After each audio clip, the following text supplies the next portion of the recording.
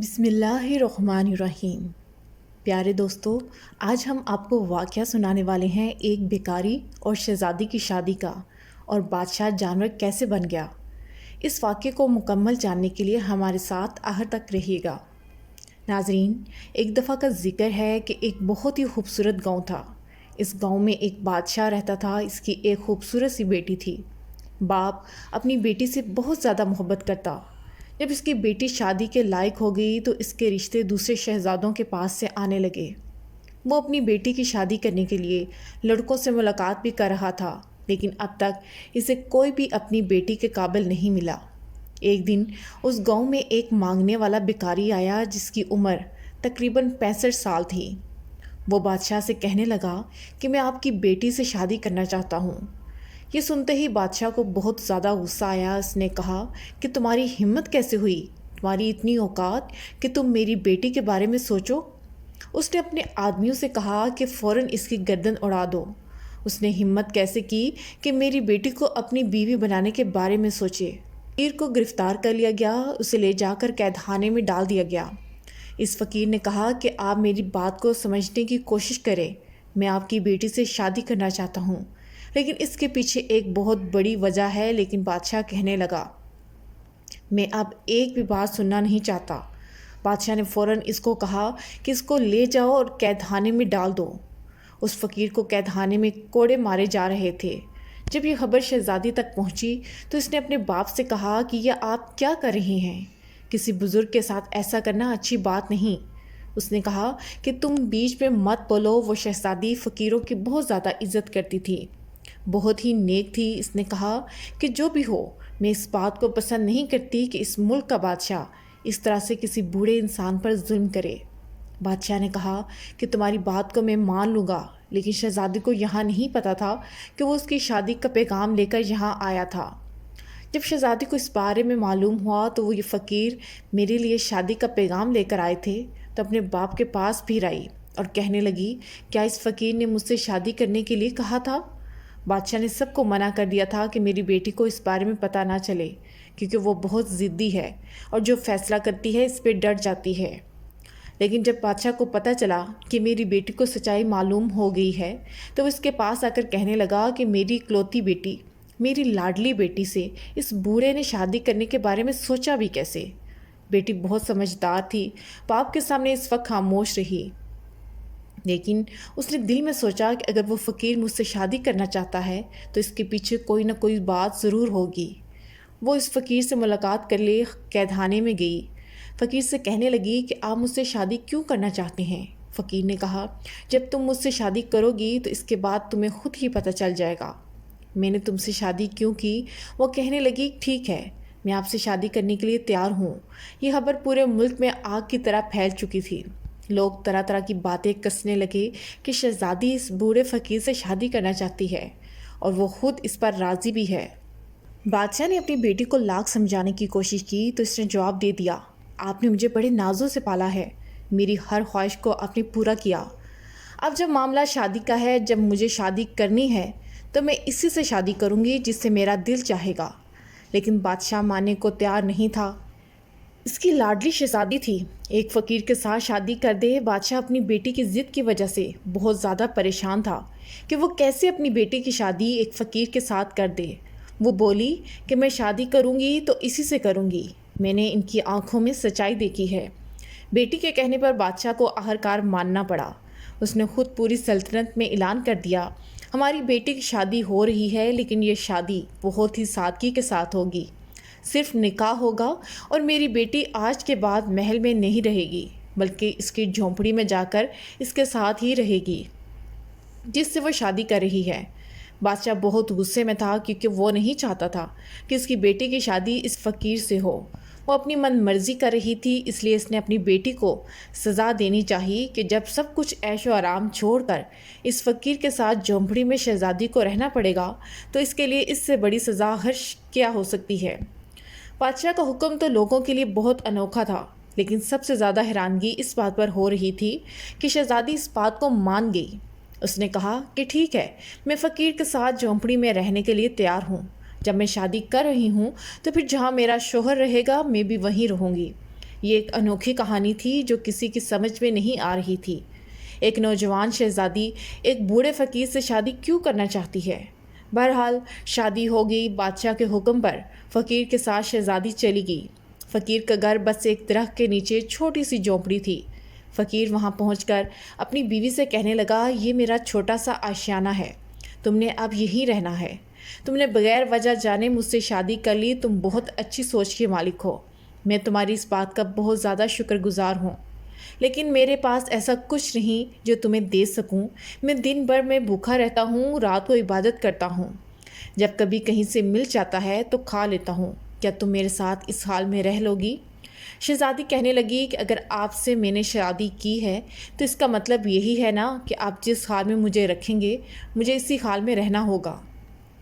فقیر بولا کہ میں نے تم سے شادی کی، اس کے پیچھے 2 بڑے راز ہیں، لیکن تم نے مجھ سے شادی کیوں کی؟ اس نے کہا، میں نے اللہ کی بارگاہ میں دعا کی تھی، اگر میری زندگی میں کوئی نیک انسان آئے گا تو میں اس کو اپنا شوہر قبول کر لوں گی، چاہے وہ کسی سلطنت کا شہزادہ ہو یا کوئی درویش ہو۔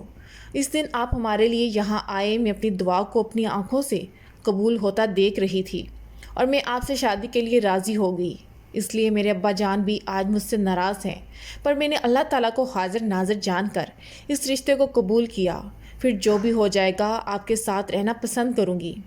وہ اتنی صبر کرنے والی تھی کہ وہ فقیر ایسی بیوی کو پا کر بہت زیادہ خوش تھا، اور دونوں دن بھر کے بھوکے رہتے، رات بھر اللہ کی عبادت کرتے۔ فقیر کسی مقصد کے بغیر کوئی کام نہیں کرتا۔ شہزادی اچھی طرح اس بات کو سمجھ چکی تھی۔ وہ شاہی محل چھوڑ کر آئی تھی، شاہی گزر بسر چھوڑ کر فقیری کی زندگی اپنا کر اللہ کا شکر ادا کر رہی تھی۔ وہ فقیر اپنی بیوی کو اس حال میں دیکھ کر اللہ تعالیٰ کا بہت زیادہ شکر ادا کرتا، اس کے لیے ہمیشہ دعا کرتا رہتا۔ ایک دن وہ فقیر کسی کام کے لیے جنگل سے باہر گیا۔ جھونپڑی میں شہزادی سے ملاقات کرنے کے لیے ایک انجان آدمی آ گیا۔ وہ دراصل اس کے باپ کی طرف سے بھیجا گیا ایک نوکر تھا۔ اس نے کہا کہ آپ کے ابا جان آپ کو بہت زیادہ یاد کرتے ہیں اور کہتے ہیں کہ ہماری شہزادی خوش ہے کہ نہیں، اس فقیر کے ساتھ کس حال میں ہے۔ یہ سن کر اس شہزادی کا دل بھر آیا، اور پھر اس نوکر نے کہا، ہماری بیٹی سے کہہ دینا کہ اگر وہ واپس محل آنا چاہتی ہے تو ہم اس کو محل واپس بلوا لیتے ہیں اور یہ رشتہ بھی ختم کروا دیں گے۔ شہزادی نے کہا، لگتا ہے میرے ابا نے مجھے پہچانا نہیں، میں ان کے ساتھ بہت زیادہ خوش ہوں اور اللہ تعالیٰ کی رضا پر میں بہت راضی ہوں، وہ میرے شوہر ہیں۔ اس نوکر نے کہا کہ آپ کے والد نے آپ کے لیے ایک بہت بڑا موتی بھجوایا ہے۔ وہ نوکر ضد کر کے موتی کو وہاں پر رکھ کر چلا گیا۔ وہ فقیر جب اپنے کام سے واپس آیا، انہوں نے موتی کو سامنے دیکھ کر کہا، یہ تمہیں کس نے دیا؟ اس نے ساری کہانی سنا دی۔ وہ بولا، اگر آپ میرے ساتھ خوش نہیں ہیں، اگر آپ اپنے والد کے پاس جانا چاہتی ہیں تو جا سکتی ہیں، میں آپ سے کوئی شکایت نہیں کروں گا، میں آپ سے راضی ہوں، بلکہ میں یہی چاہوں گا کہ آپ خوش رہیں۔ اس پر شہزادی کہنے لگی، میں بہت زیادہ خوش ہوں اور مجھے کسی چیز کی کوئی کمی نہیں ہے، سب کچھ مجھے آپ کی صورت میں مل گیا ہے۔ آپ کیا چاہتے ہیں یہ مجھے نہیں پتا، بس میں اللہ کی رضا کے لیے یہاں پر آپ کے ساتھ رہوں گی، اور جہاں تک بات ہے اس موتی کی، تو اس موتی کو میں رکھنا نہیں چاہتی، یہ تو وہ نوکر میرے پاس زبردستی رکھ کر چلا گیا تھا۔ وہ فقیر بولا کہ آپ کو اس سے کوئی لگاؤ نہیں، آپ کے والد نے آپ کے لیے بھیجا ہے۔ وہ کہنے لگی کہ مجھے ہر اس چیز سے لگاؤ ہے جو اللہ کی طرف سے مجھے ملی ہے، ورنہ مجھے جو کچھ ملا ہے مجھے کچھ نہیں چاہیے۔ بس یہ کہنے کی دیر تھی کہ وہ موتی وہاں سے غائب ہو گیا۔ یہ دیکھ کر وہ فقیر مسکرایا۔ اس نے اپنی بیوی کو یہ بات نہیں بتائی تھی کہ یہ سب کیا ہوا ہے۔ اس نے کہا کہ تم ایک نیک اور پارسا عورت ہو، یہ موتی جہاں سے آیا تھا اسی جگہ واپس چلا گیا۔ ایک سادہ عورت اپنے شوہر کے ساتھ پیار سے رہتی، عمر کا اتنا فرق تھا، تب بھی اس کو سکون تھا۔ جس نے ہمیشہ شاہی زندگی دیکھی، صرف 2 کھجوروں پر آج گزارا کر رہی تھی، یہ بہت ہی بڑی بات تھی۔ کبھی کبھی تو کھجور بھی کھانے کو نہیں ملتی تھی۔ ایک رات وہ فقیر عبادت کر رہے تھے کہ ان کو کسی کے آنے کی آہٹ سنائی دی۔ فقیر نے دیکھا تو ایک آدمی اپنے سر پر بڑا سا تھال لے کر چلا آ رہا ہے۔ اس نے کہا کہ بادشاہ سلامت نے اپنی بیٹی کے لیے یہ رات کا کھانا بھجوایا ہے اور کہا ہے کہ میری بیٹی سے کہو صرف پانی پیے گی تو مر جائے گی، اس کا شوہر اسے کھلانے کے قابل بھی نہیں ہے، اس کا باپ ابھی زندہ ہے، اسے سب کچھ دے سکتا ہے۔ یہ سن کر شہزادی کہنے لگی، میری کوئی خواہش نہیں ہے، میں صرف اپنے اللہ سے مانگتی ہوں، جاؤ یہ کھانا لے کر واپس چلے جاؤ، جس نے یہ کھانا بھجوایا ہے اس کو جا کر دے دو، مجھے جو اللہ کھلائے گا میں وہی کھاؤں گی۔ اور یہی میں نے اللہ کی بارگاہ میں دعا کی، لیکن نوکر مجبور ہو کر تھال لے کر کھڑا رہا۔ شہزادی کو غصہ آ گیا، اس نے کہا کہ میں یہ کھانا نہیں کھاؤں گی، میں اللہ پاک کی نعمتوں کی ناشکری نہیں ہوں۔ شہزادی کی اس بات کو سن کر فقیر کی آنکھوں میں آنسو آ گئے۔ انہوں نے اللہ تعالیٰ کی بارگاہ میں دعا کی، یا اللہ یہ تجھ سے مانگتی ہے، میری وجہ سے صبر شکر سے زندگی گزار رہی ہے، کبھی اف نہیں کہا، لیکن آج تو میری بیوی کے لیے آسمان سے ایک ایسا پھل اتار دے جو کبھی کسی نے نہ دیکھا ہو۔ فقیر کی دعا سن لی گئی۔ آسمان سے چاندی کے تھال اترتے ہوئے نظر آ رہے تھے جس میں کھانے رکھے ہوئے تھے۔ بادشاہ کو نوکر اس منظر کو دیکھ کر اپنے ہوش کھو بیٹھا۔ اپنے کھانے کی تھال کو لے کر وہ واپس محل کی طرف چلا گیا۔ اب یہاں پر اس فقیر نے کہا کہ تم ہمیشہ کہتی ہو نا اللہ تعالیٰ تمہیں کھلائے گا تب ہی تم کھاؤ گی، یہ تمہارے لیے کھانا آسمان سے آ چکا ہے۔ اپنے شوہر کے ساتھ مل کر وہ کھانا کھایا۔ شادی سے لے کر اب تک آج پہلی بار اس نے پیٹ بھر کر کھانا کھایا تھا۔ اس پر اس نے اللہ کا شکر ادا کیا۔ وہ نوکر جب محل واپس پہنچا تو اس نے بادشاہ سے کہا، آپ اپنی بیٹی کی ذرا بھی فکر نہ کریں، اس کے لیے تو آسمان سے چاندی کے برتن اتارے جا رہے ہیں، وہ بہت اچھی زندگی گزار رہی ہے، وہ کوئی فقیر نہیں بلکہ لگتا ہے کسی سلطنت کا شہزادہ ہے۔ بادشاہ نے کہا، ایسے کیسے ہو سکتا ہے؟ اگر ایسا ہوتا بھلا وہ جھونپڑی میں کیوں رہتا؟ میری بیٹی میرے خلاف آخر کیسے جا سکتی تھی؟ اپنے ملازم کی باتوں کو سن کر بادشاہ کے کان کھڑے ہو گئے، لیکن اس کے سامنے اس نے کچھ بھی نہ کہا۔ اس نے کہا، میں بھی تو ذرا جا کر دیکھوں میری بیٹی کے لیے آخر کھانا کہاں سے آتا ہے۔ ایک دن وہ چپکے سے بیس بدل کر فقیر کی جھونپڑی کے پاس پہنچ گیا۔ ادھر فقیر نے پھر اللہ کی بارگاہ میں دعا کی۔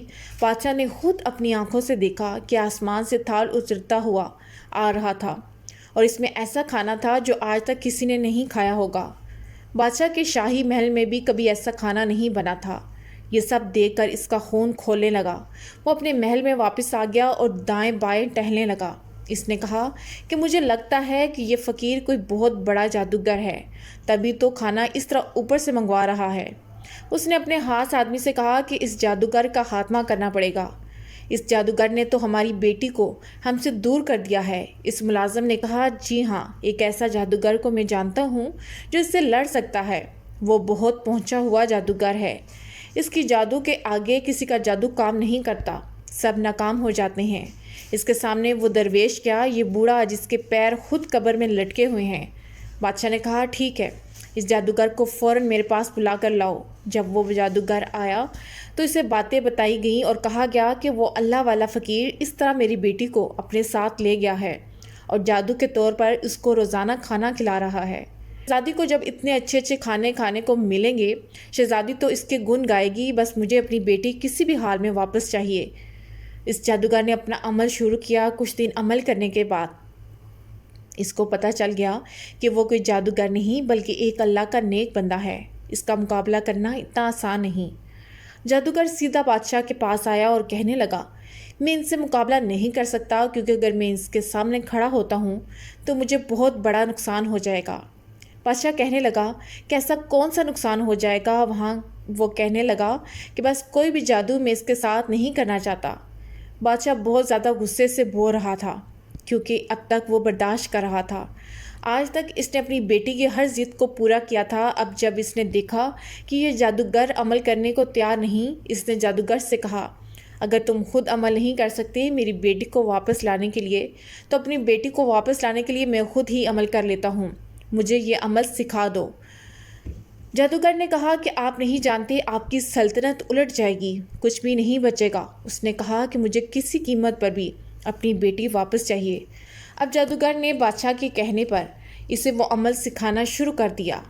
یہاں پر اس کی بیٹی تو اللہ کا نام لے رہی تھی اور شوہر کا برم رکھ رہی تھی، نماز ادا کر رہی تھی، اسلام کے بہت قریب ہوتی جا رہی تھی۔ جو سکون اسے جھونپڑی کی چٹائی پر سونے سے مل رہا تھا، اسے وہ سکون کبھی محل کے نرم گدوں پر نہیں ملا تھا۔ لیکن اس کا باپ وہاں اسلام سے دور ہو کر جادو ٹونے میں لگا ہوا تھا، کیونکہ اس کو اللہ والے فقیر کو کسی بھی حال میں ہرانا تھا، کسی بھی حال میں اس نے اپنی بیٹی کو واپس لے کر آنا تھا۔ اب بادشاہ نے جادوگر سے وہ عمل پوری طرح سیکھ لیا۔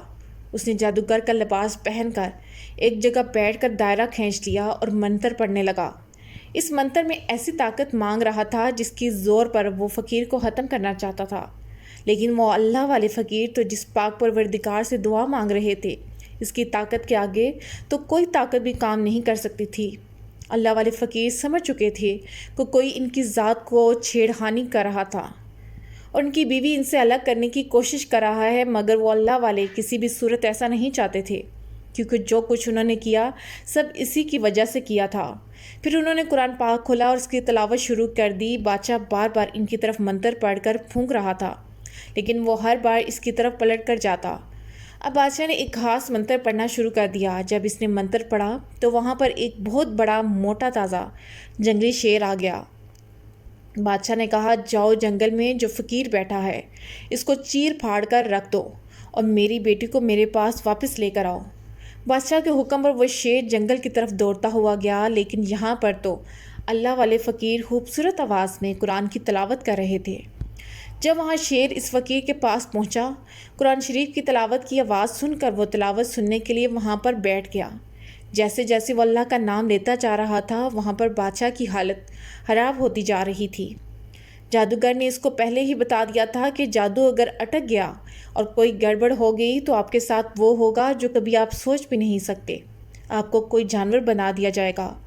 فقیر نے اس شیر کی طرف دیکھا اور پھر اس نے اللہ کا نام لینا شروع کر دیا۔ وہ شیر جو اس فقیر پر حملہ کرنے کے لیے آیا تھا وہاں سے غائب ہو گیا۔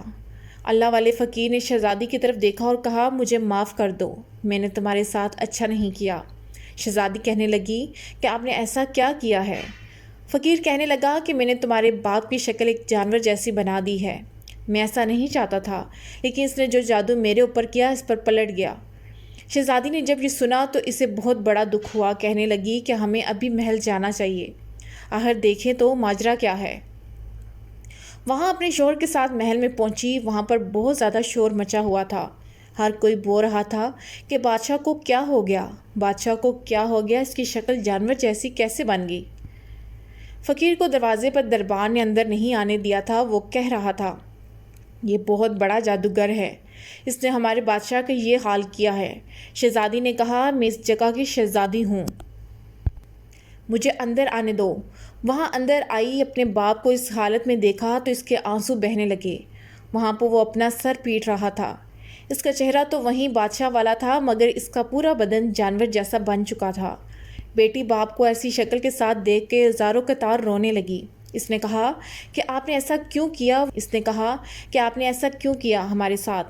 آپ نے کیوں میرے شوہر کو مارنا چاہا؟ بادشاہ نے کہا، میں تمہارے شوہر کو بہت پہلے سے جانتا تھا۔ تمہارے شوہر نے تم سے شادی کر لی، لیکن تم سے شادی کرنے کی وجہ آج تک اس نے نہیں بتائی۔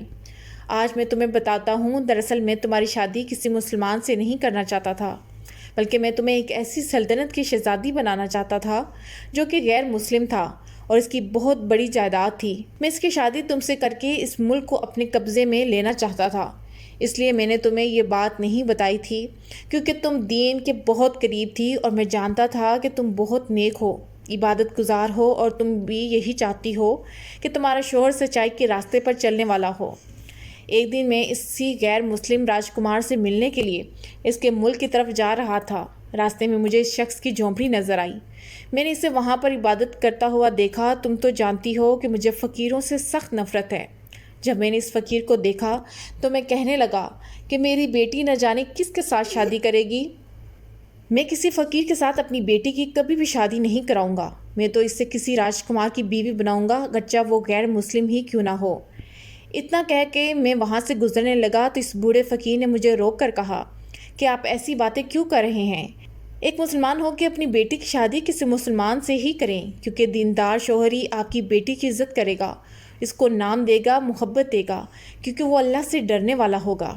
اس سے آپ کی بیٹی کو بھی محبت ہوگی، یہ دولت، یہ مہر، یہ سب یہیں رہ جائیں گے۔ آخر میں سب کچھ یہی رہے گا، جو آپ کے ساتھ ہوگا آپ کا دوست ہوگا، جو اللہ کے راستے پر چلنے والا ہوگا۔ بس مجھے اس کی یہ باتیں بہت کڑوی لگیں۔ میں نے کہا کہ تو نے یہ بات کیوں کہی؟ آخر تو ہوتا کون ہے مجھے یہ بات کہنے والا؟ میں اپنی بیٹی کی شادی جہاں مرضی کروں، یہ میری مرضی ہے۔ میں اس سے اتنی نفرت کرنے لگا کہ اپنے سپاہیوں سے کہہ کر میں نے اسے کوڑے بھی لگوائے، پھر بھی یہ مجھ سے کہتا رہا کہ میں اپنی بیٹی پر ظلم نہ کروں، اس لیے یہ محل میں میرے پیچھے پیچھے آ گیا تم سے شادی کرنے کے لیے۔ تم تو ویسے ہی اللہ کے نام پر جان دینے والی تھی، تم نے اپنی مرضی کے خلاف جا کر اس بوڑھے بزرگ سے شادی کر لی۔ میں نے سوچا تھا فقیر جھونپڑی میں رہتا ہے، تمہیں کیا دے سکے گا؟ تم تو محلوں میں رہنے والی ایک شہزادی ہو، چند دنوں کے بعد تو تم میرے پاس واپس آ جاؤ گی۔ پر تم نے صبر و شکر کے ساتھ وہی رہ کر عبادت شروع کر دی۔ تم اس جھونپڑی میں بھوکی رہی لیکن محل واپس پلٹ کر نہیں آئی۔ جب میں نے دیکھا کہ آسمان سے تمہارے لیے کھانے اتر رہے ہیں تو پھر میں نے تم دونوں پر جادو کیا جو مجھے نہیں کرنا چاہیے تھا۔ میری شکل ایک جانور جیسی ہوگی۔ پھر وہ بادشاہ فقیر اللہ والے سے کہنے لگا کہ مجھے معاف کر دو۔ اس کی بیٹی کو یہ سب سن کر بہت زیادہ دکھ ہوا۔ اس نے کہا کہ آپ نے جو چاہا تھا کہ میری شادی نہ ہو، مگر اللہ تعالیٰ جو چاہتا ہے بہتر کرتا ہے۔